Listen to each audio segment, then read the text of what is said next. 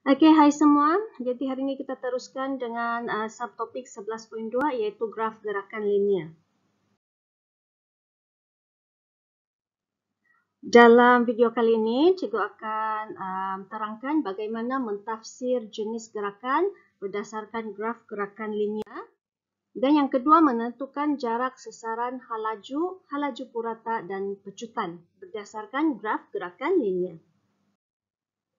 Okey, jadi pertama sekali kita lihat graf gerakan linear. Apa itu graf gerakan linear?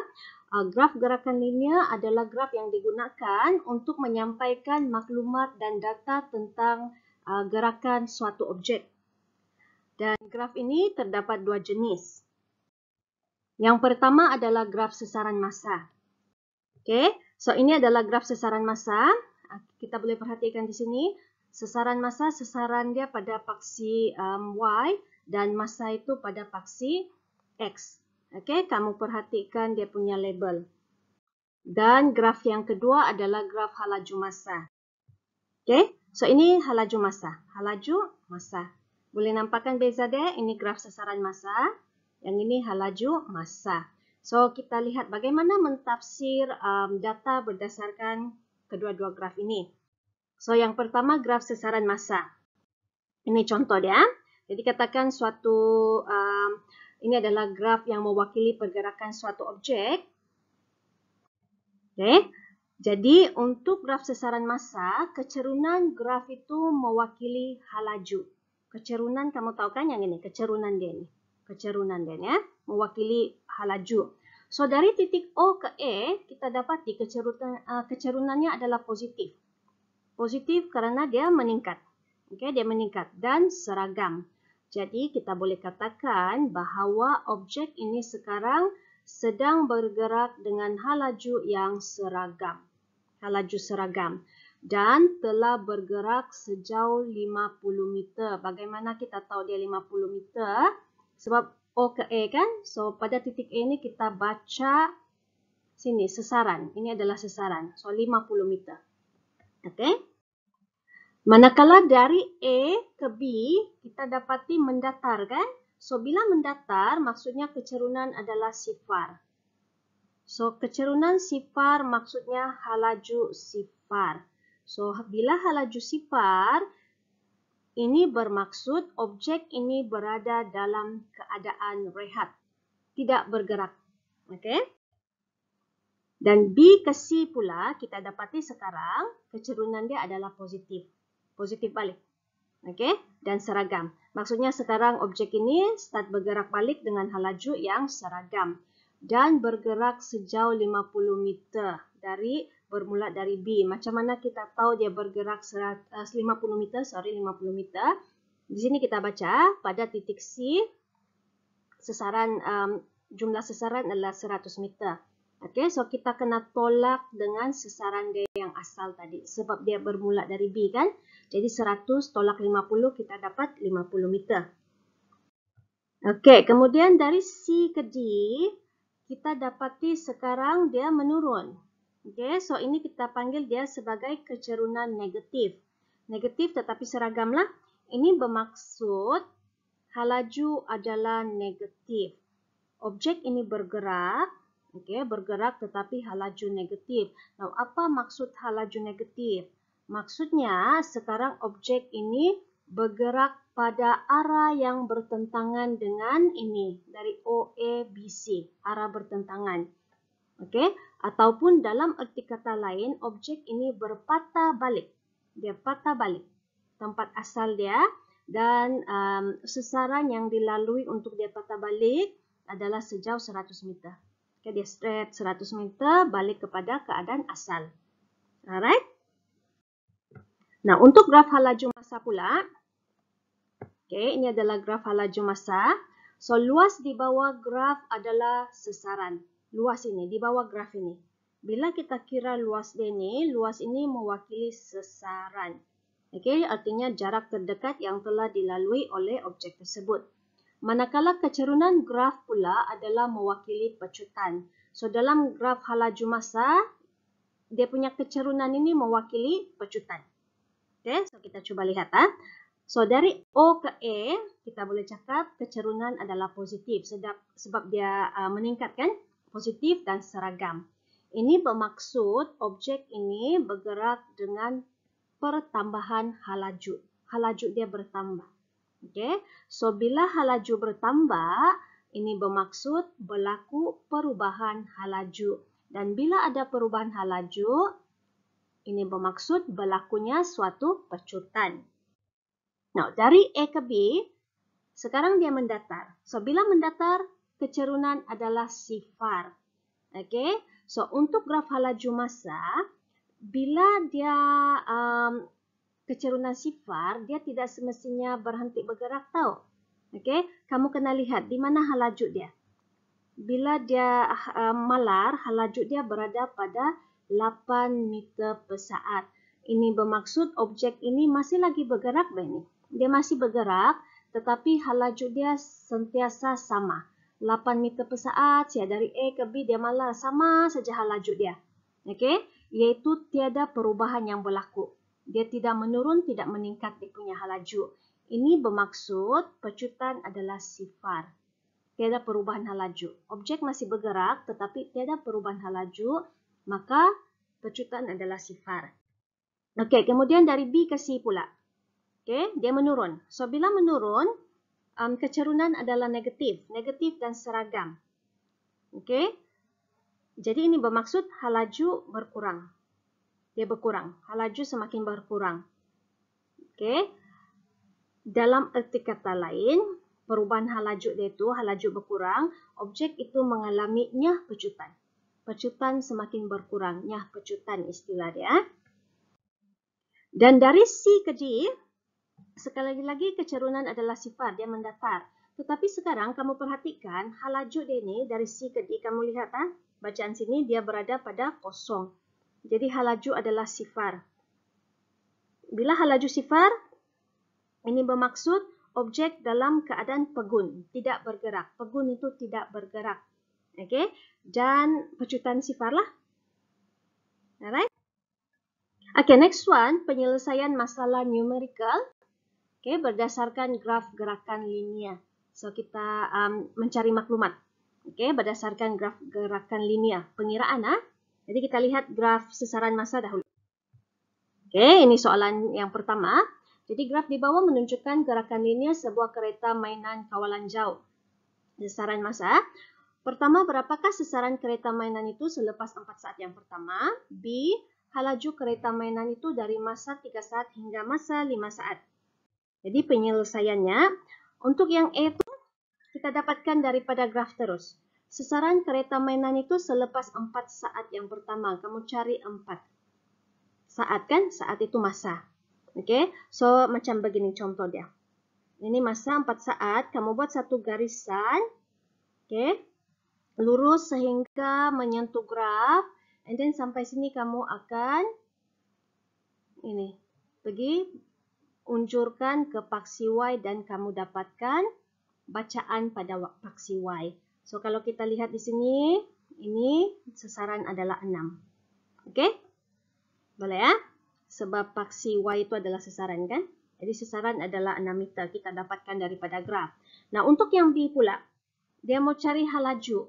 So, kita tahu bahawa untuk graf sesaran massa, halaju itu adalah diwakili oleh kecerunan. Kecerunan graf. Okey? So, maksudnya 3 dari sini sampai 5. Kecerunan yang ini. Kita mau cari dia punya kecerunan. Okey? Jadi, kita akan gunakan rumus kecerunan. Okey, ini adalah rumus kecerunan. Sama dengan Y2 tolak Y1 bahagi X2 X1. So, X2 Y2 yang inilah 5, 8. X1 Y1 adalah 3, 4. Okey? Jadi kita masukkan ke dalam rumus Y2 8. 8 kan tadi. Tolak dengan 4. Okey, 4. 8 tolak 4 dibahagi oleh X. So, X2 adalah 5 dan X1 adalah 3. Selesaikanlah. 8 tolak 4, 4, 5 tolak 3, 2. Selesaikan, kamu dapat 2 meter per saat. Itu adalah halaju. Alright? Kita lihat satu contoh lagi. Jadi graf di bawah menunjukkan gerakan sebuah motosikal di sepanjang litar yang lurus. Oke, gerakan ini ya. Berapakah sesaran motosikal itu selepas 4 saat? B. Berapakah laju motosikal itu dari 6 saat hingga 12 saat? Oke. So, untuk yang E, kita dapatkan daripada graf. Sesaran motosikal selepas 4 saat. So, sini 4 saat itu masa dia kan? Jadi, kamu buat garisan sehingga menyentuh graf dan buat bacaan. Kita akan dapat sesaran dia. Alright, yaitu 15 meter. Now, B, berapakah laju motosikal itu dari 6 saat hingga 12 saat? So, ingat, laju diwakili oleh kecerunan. Okay, dalam graf sesaran masa. So, 6 hingga 12. So, maksudnya kita mau cari kecerunan ini. Ini. Okay, jadi kita akan dapatkan nilai X1, Y1 dengan X2, Y2. X1, Y1 adalah 6. Y2 dia 15. Y1. X1, Y1, 15. Kemudian yang ini untuk X2, Y2 yaitu 12, kosong. Oke, masukkan ke dalam rumus. So, kosong Y2 tadi. Tolak Y1, 15. X2, 12. Tolak 6. 12, 6 Oke, jadi bila kamu selesaikan, kosong tolak 15 dia negatif kan? 12 tolak 6, 6. So, negatif 15 bahagi dengan 6, kamu akan dapat suatu tanda negatif di sini. Oke. Jadi laju motosikal adalah sama dengan negatif 2,5 meter per saat. Ini bermaksud motosikal itu bergerak ke arah yang bertentangan. So, mula-mula tadi dia bergerak ke sini. Di sini dia balik ke arah yang bertentangan. Dia balik ke asal lah. Oke. Cikgu harap kamu faham. Untuk yang ini kan, penyelesaian masalah numerical ini kamu mesti buat latihan ini. So, nanti bila cikgu bagi latihan, tolong buat, oke? Sebab kamu mesti buat latihan, baru kamu boleh faham. Tidak dapat kalau sekadar mendengar, dia macam matematik ini. Oke, next one, kita lihat penyelesaian masalah numerical berdasarkan graf gerakan linear, yaitu graf halaju massa. Oke, halaju massa. Jadi pergerakan sebiji bola diwakili oleh bentuk graf di bawah. Jadi kamu kena cari sesaran yang dilalui oleh bola itu bagi 4 saat pertama. Dan yang B, tentukan pecutan bola tersebut dari masa 8 saat hingga masa 12 saat. Oke, so penyelesaiannya. Jadi yang pertama sesaran. So ingat tadi cikgu bagi tahu untuk graf halaju massa, sesaran itu diwakili oleh luas di bawah graf. Luas di bawah graf. Jadi dia mau 4 saat yang pertama. 4 saat yang pertama. 4 saat yang pertama maksudnya yang ini. Kamu kena cari luas dia. Oke? Luas di bawah graf ini. So, rumus luas. Luas sama dengan panjang darab lebar kan? So, dia punya apa adalah 4 darab 1. 4 darab 1. Sama dengan 4 meter. Oke? Ingat sesaran sama dengan luas di bawah graf. Oke, kemudian B, dia minta cari pecutan. So, pecutan itu untuk graf halaju massa, pecutan diwakili oleh kecerunan graf. Oke, jadi dari 8 ke 12. So, maksudnya kita kena cari kecerunan ini. Jadi, sama juga macam tadi, kamu guna rumus kecerunan. Yaitu kecerunan sama dengan Y2 tolak Y1 dibahagi oleh X2 tolak X1. Oke, jadi kamu akan dapat begini. Sini. Ini X1, Y1 ya. 8, 3. Kemudian yang ini adalah X2, Y2 yaitu 12, kosong. Kamu ganti masuk. 0 tolak 3 bahagi 12 tolak 8. Oke, so boleh guna kalkulator. Sains boleh guna kalkulator. Kamu dapatkan dia punya jawaban dan semasa kamu kira itu, kamu akan dapati Ada tanda negatif di sini. Negatif 0.75 meter per saat per saat. Pecutan, ah? Jadi bila ada tanda negatif, ini bermaksud bola ini dia mengalami nyah pecutan. Nyah pecutan, iaitu halaju berkurang. Okey, nyah pecutan, halaju berkurang. Pecutan berkurang. Dia semakin perlahan. Okey, kita lihat contoh yang kedua. So, graf halaju massa menunjukkan pergerakan sebuah motosikal. A, tentukan halaju apabila massa 4 saat dan kedua massa 8 saat. So, 4 saat dengan 8 saat. B, cari sesaran pada selang masa 0 saat hingga 10 saat. Okey, 0 hingga 10. Kita mau cari sesaran di sini. Alright, untuk yang A, senang saja ini kamu boleh dapatkan terus daripada graf. Okey, macam yang kamu buat graf sesaran masa tadi. Sebab dia mau masa dan halaju kan, jadi kamu dapatkan daripada graf pada masa 4 saat kenal pasti di mana. Okey, kamu akan buat garisan dan kamu baca berapa bacaan dia. Begitu juga 8 saat. Kamu buat garisan sehingga menyentuh graf dan lihat berapa bacaan, berapa nilai pada paksi Y. Okey. So, yang untuk 4 kita akan dapat 10. Untuk yang 8 saat kita akan dapat 15. Alright, dapatkan daripada graf. Nah, untuk yang B, untuk yang B, untuk mencari sesaran, ingat, sesaran adalah luas di bawah graf. So, luas ini. Dari 0 hingga 10 saat, luas ini. Jadi, kalau kita lihat bentuk dia, kita tidak boleh kira satu kali. Okay? Jadi, kita kena kasih pisah dia. Kasih pisah kepada 2, supaya senang untuk kita kira. Iaitu kita boleh pisahkan kepada, kamu nampak color ni kan? Satu bentuk segitiga, satu lagi bentuk segi 4 tepat. Kita pisahkan. Okey. Jadi kita kira yang satu-satu dan baru kita jumlahkan. So, untuk yang bentuk segitiga ini, rumus luas segitiga kan? Setengah, 1/2, darab panjang darab lebar.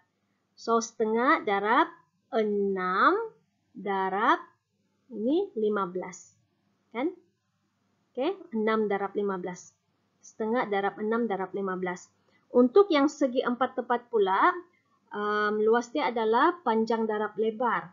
So, panjang darab lebar dari sini ke sini. Jadi, yang ini 6 kan dia start sini 10. So, yang ini kamu kena tolak ini. Jangan ambil 10 terus. Okey, sebab panjang dia daripada sini ke sini saja. So, kamu kena tolak 10 tolak 6.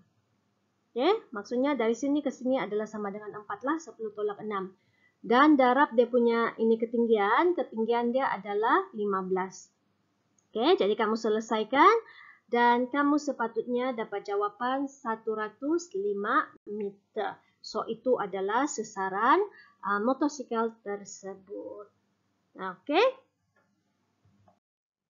Alright, itu saja untuk hari ini you guys. Cikgu tahu yang ini adalah topik yang agak sukar sedikit kerana melibatkan kamu memahami graf, melibatkan pengiraan, tetapi kalau kamu praktis, kamu boleh buat. Jadi kalau ada soalan, kamu tanya cikgu, jangan lupa buat latihan yang cikgu akan berikan lah. Okay, so thank you very much you guys. Bye, take care.